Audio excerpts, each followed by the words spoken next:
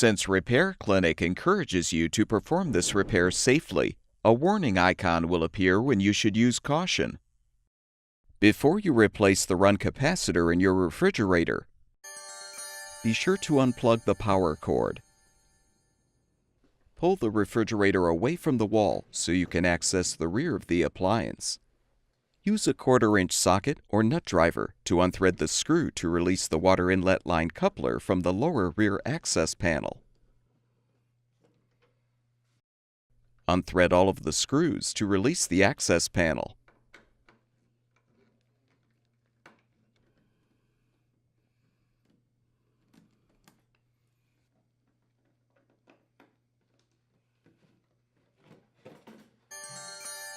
Use pliers to detach the retainer securing the start relay and run capacitor.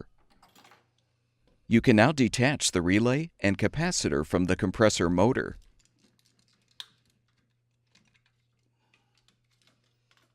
Disconnect the wire connector. Detach the old capacitor. Install the new run capacitor by attaching it to the start relay.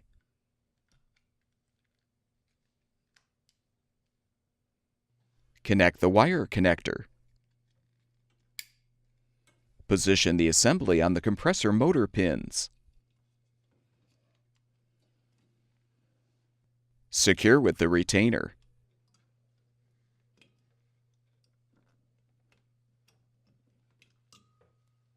Reinstall the access panel.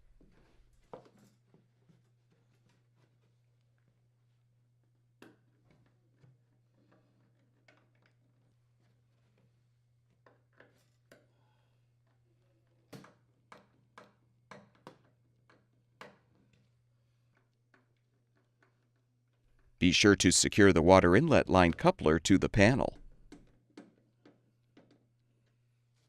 Plug the power cord back in, and your refrigerator should be ready for use.